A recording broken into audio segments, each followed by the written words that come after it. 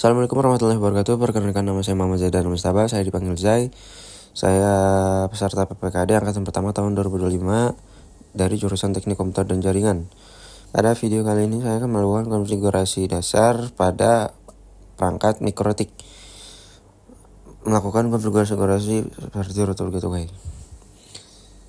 Nah, di sini saya login karena ini sudah di konfigurasi sebelumnya. Kita reset dulu pada sistem, lalu reset configuration.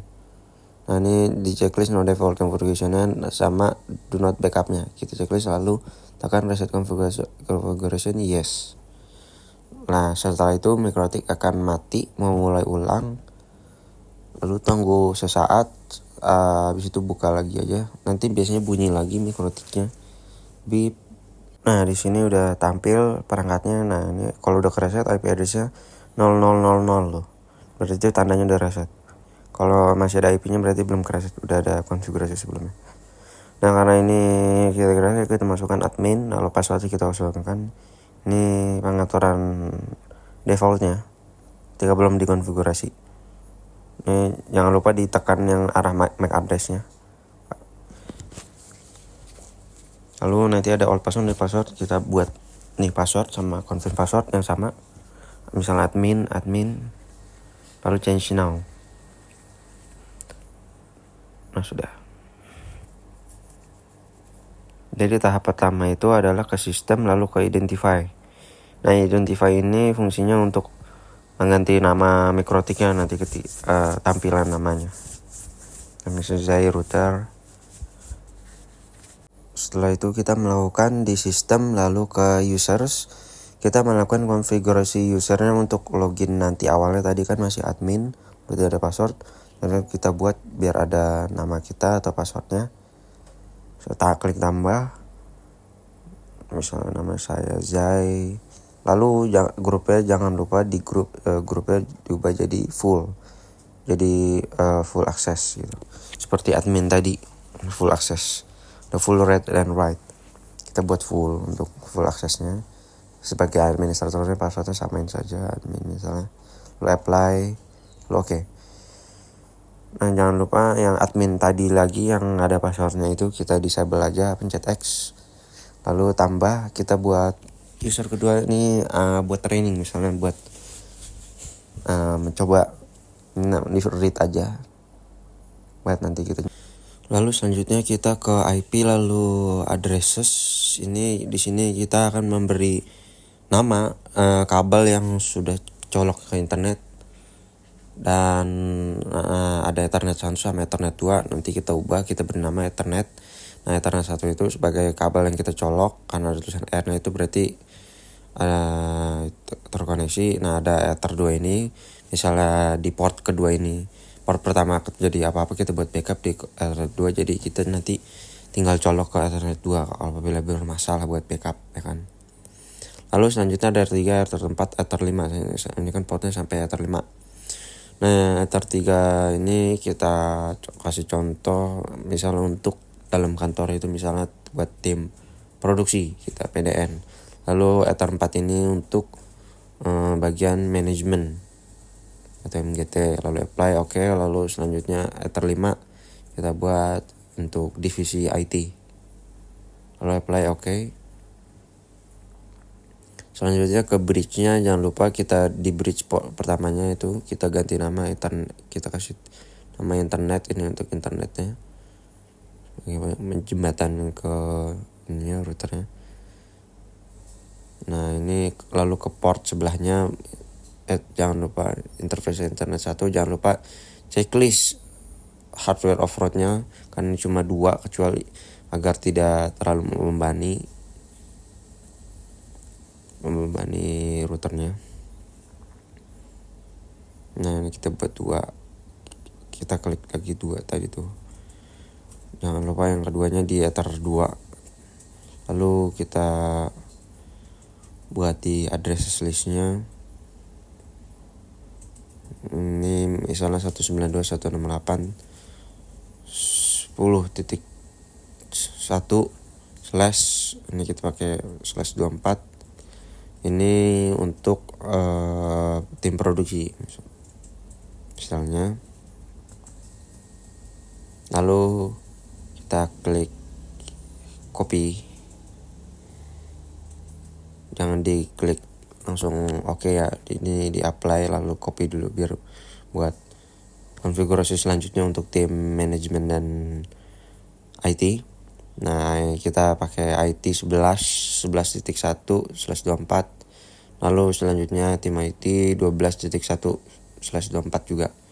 Ganti, jangan lupa interface-nya diganti sesuai 12.1 untuk IT, 11.1 untuk manajemen, 10.1 untuk produksi. Selanjutnya kita ke DHCP client, lalu klik tambah. Lalu pada bagian new DHCP client kita ubah jadi bridge 1 internet yang kita setting tadi. Ini karena ini untuk agar komputer otomatis dapat IP DHCP clientnya.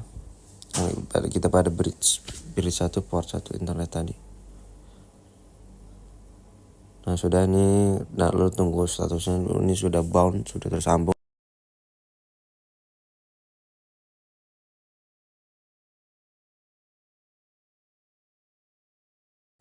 Nah selanjutnya kita ke IP lalu DHCP servernya, lalu kita DHCP setup. Ini kita memberi IP pada 3 divisi yang kita sudah beri tadi.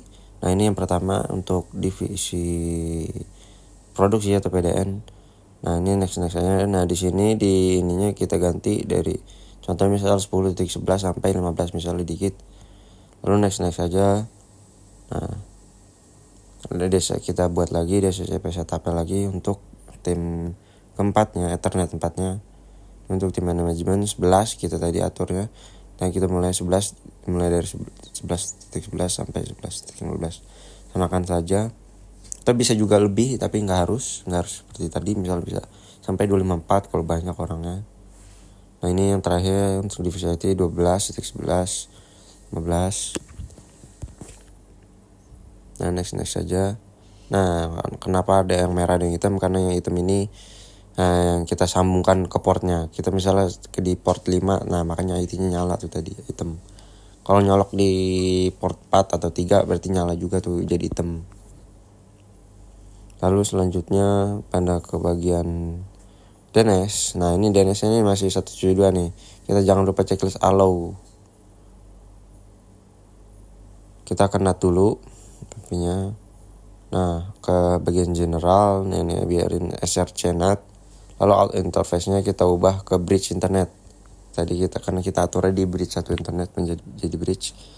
Lalu Apple di masquerade. Tapi sebelum itu kita tesnya dulu sebelum kita setting NAT-nya.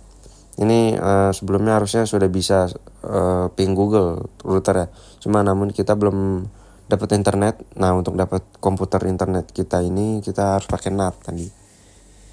NAT sama DNS-nya. Nah di sini kita tadi sebelum udah bisa ping Google gitu. Nah ini kita setting NAT. Kita setting ke actionnya di masquerade. Auto interface-nya di bridge internet tadi. Lalu ke DNS. Nah DNS-nya masih pakai DNS router 172. Kita allow remote request ini. Jadi fungsinya DNS-nya langsung ke komputer gitu.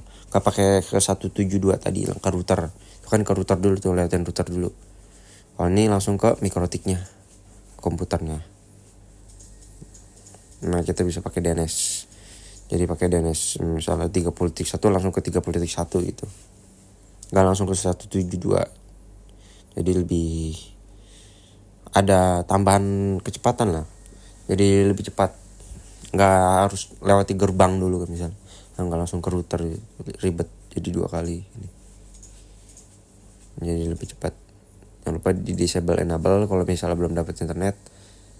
Nah di sini udah kedeteksi kan IPv4 DNS-nya tuh. Jadi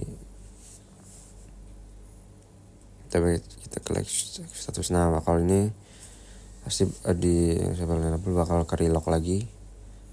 Statusnya kita cek. Nah udah 12.1 tuh, udah kubah DNS-nya. Tadinya kan masih 172. Ini kita jangan lupa login yang tadi kita atur, Zai, passwordnya misal admin. Lalu selanjutnya kita ke IP lagi, lalu DHCP client, DHCP server maksudnya, lalu kita klik nih IP-nya. Ini masih D, ada tulisan D pojok kiri, nah itu masih DHCP. Jadi setiap kali kita login IP-nya masih bisa keganti lagi tuh, nggak 12.15, ngacak aja 15. Ini nggak teratur, kita ubah jadi make static, tadi klik kanan make static. Jadi IP-nya terus-terusan pakai itu, lalu udah bisa dapat internet, lalu ke Google, klik detik, nah udah bisa internetnya kan. Nah segitu saja untuk video konfigurasi dasar Mikrotik. Mohon maaf apabila banyak kesalahan. Assalamualaikum warahmatullahi wabarakatuh.